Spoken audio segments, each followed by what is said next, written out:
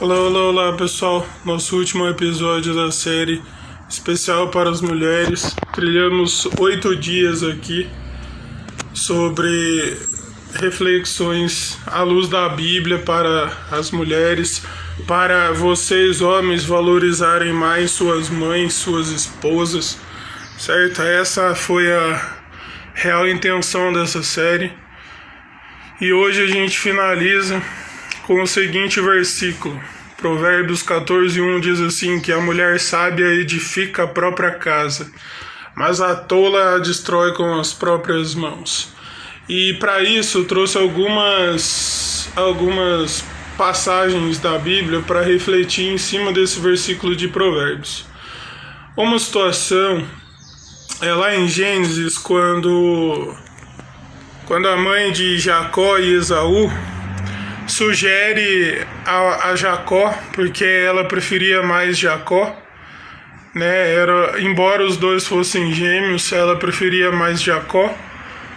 E ela sugere algo a Jacó para ele se passar pelo irmão gêmeo dele, por Esaú, para receber a bênção, né? No lugar de Esaú.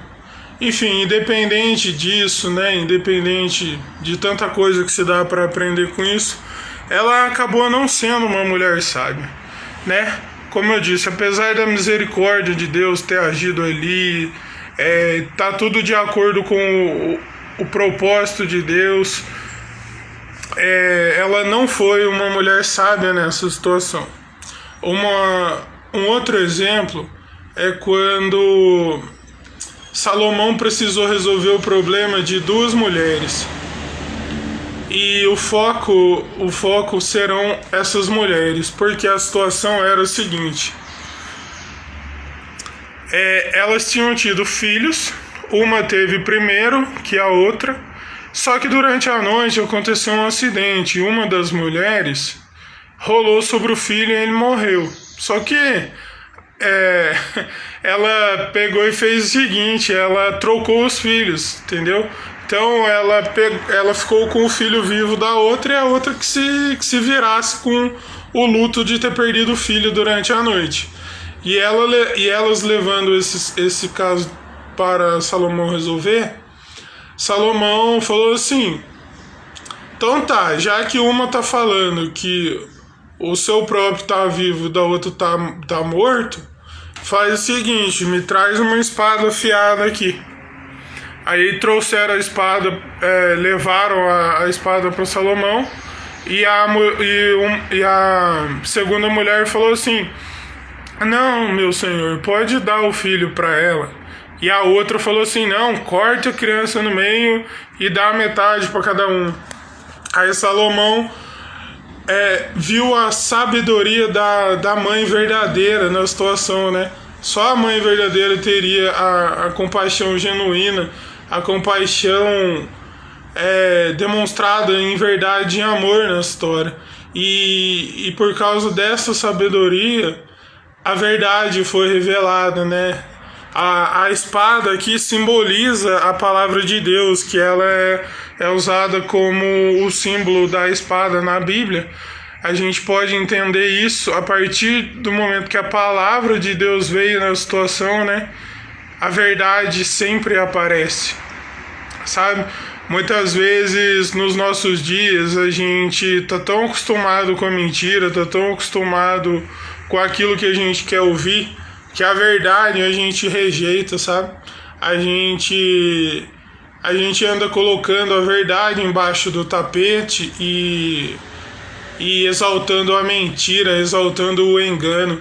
E essa mulher dessa situação, ela se colocou na posição de perder o filho dela, porque ela sabia que se aquela outra mulher tivesse realmente falando a verdade e eu me enganei e eu rolei em cima do meu filho durante a noite e eu perdi, não é certo eu fazer uma mãe ficar sem o seu filho. É o que essa mulher nesse exemplo nos ensina, e tantas outras coisas que podemos, né, compreender. Mas no foco de hoje a gente vai ficar aí, essa sabedoria dessa mãe, dessa mulher. Uma outra situação foi quando uma mulher que nem do povo judeu era, correu atrás de Jesus e os discípulos até um lugar que eles estavam, uma espécie de cabana, e ela foi instigando, foi pedindo a Jesus que ela precisava da intervenção dele. Ela foi demonstrando a fé, isso porque ela nem tinha sido ensinada, né? Como ela não era do povo judeu, teoricamente ela não tinha contato com toda a lei, com tudo o que estava acontecendo. Mas ela sabia que ela tinha encontrado alguém que podia curar a filha dela que estava sofrendo muito. E com a pessoa certa, né? Com Jesus. E Jesus fez questão de que isso acontecesse na frente dos discípulos dele, eu entendo, porque a maioria do povo não iria compreender, mas os discípulos iriam. Porque Jesus falou assim, a salvação veio para os judeus, né? Em primeiro lugar, teoricamente, ele nasceu sim no meio do povo judeu, mas muitos o rejeitaram. E Deus já tinha o plano, a partir daí, salvar todos os povos, todas as etnias, mas começaria nos judeus. E infelizmente a incredulidade do povo acelerou esse processo de Deus, né? E aquele posicionamento daquela mulher diante de Jesus falando: olha, tudo bem, meu Senhor, mas até os cachorrinhos comem as migalhas quando caem das mesas. Ou seja, ela me ensina com essa fala que assim, eu não sou do teu povo, eu não nasci no meio dos judeus, mas eu reconheço o que está aqui diante de mim. Então, qualquer coisa que o Senhor fizer pela minha vida vai ser a salvação para mim, porque a minha casa está padecendo, com a minha filha sofrendo, com a minha filha vivendo essa situação.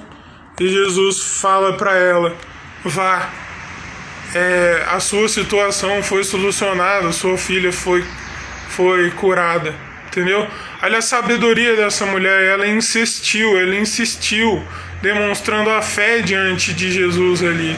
E Jesus fez questão disso acontecer na frente dos discípulos, para eles, como homens, como na teoria eram entendidos da lei, eram os que tinham um contato com esse tipo de coisa, para eles aprender a seguinte lição: vocês estão rejeitando o que Deus mandou a partir de vocês, e outros povos estão reconhecendo a salvação de Deus, outros povos estão reconhecendo o que Deus quer fazer, sabe? E uma quarta situação é quando uma mulher que sofria há 12 anos de hemorragia, você já deve ter ouvido sobre isso em algum lugar, e ela se expôs, ela teve a coragem de, no meio da multidão, tocar em Jesus, porque ela pensou que se só tocasse no manto de Jesus, ela seria curada. E isso era um movimento,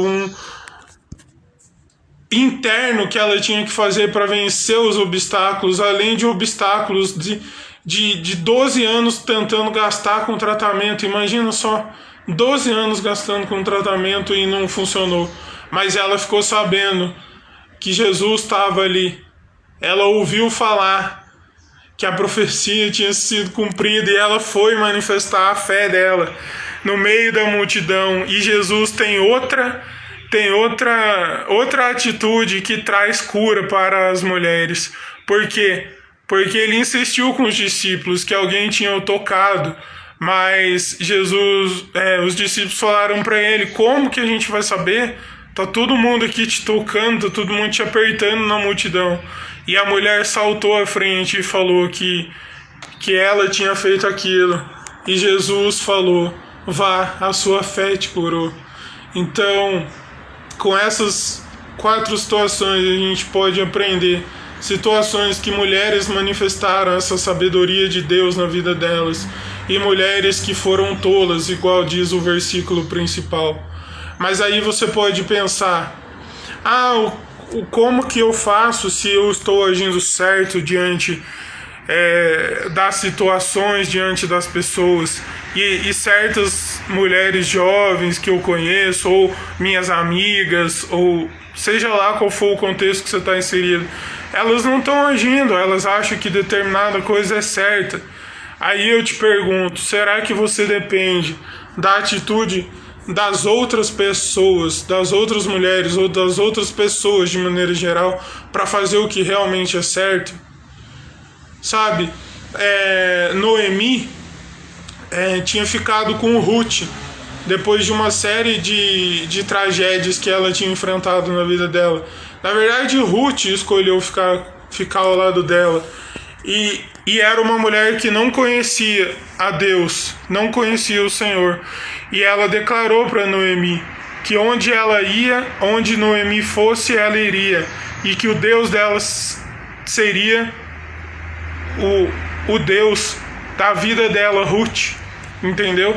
E Noemi foi uma mulher sábia, porque ela saberia que não poderia contribuir mais de alguma forma para a descendência do povo de Deus. E a partir disso, ela orientou Ruth, ela direcionou Ruth, depois de Ruth ter perdido um marido também, assim como Noemi. E isso fez Ruth entrar na linhagem, na árvore genealógica de Jesus, por causa da sabedoria de Noemi. Então, se você está preocupado com as mais novas, com a sua sabedoria, as influencie no caminho correto. Muitas vezes elas estão desviando porque não tem a orientação adequada, e muitas vezes Deus vai usar a sua vida para orientar essas que estão perdidas, e outras pessoas, filhos, alunos, conhecidas, eu não sei, mas que nós homens possamos aprender com a sabedoria dessas mulheres que refletimos hoje, e também não tenhamos vergonha de agir corretamente diante de Deus, e possamos agir diferente do que muitos povos ainda fazem, de rejeitar a presença da mulher, o posicionamento da mulher. Sabe, mulher, você, para ser notada, você não precisa ser feminista, você precisa ser feminina, você precisa expressar o que Deus colocou dentro de você. E assim, não importa se tem um dia só do ano separado para ser o seu dia internacional, mas a partir do momento que você também tomar consciência de que você é a expressão da glória de Deus por onde você andar, mulher, todos os dias serão o seu dia, não por um clichê, não por algo só para confortar seu coração, mas porque é a verdade. E quando você entender isso no seu coração e se render ao amor de Deus, a palavra, como foi comentado aqui, vai habitar na sua vida, e isso que vai revelar Deus todos os dias da sua vida. Curta, compartilha, marca alguém nos comentários e fica ligado.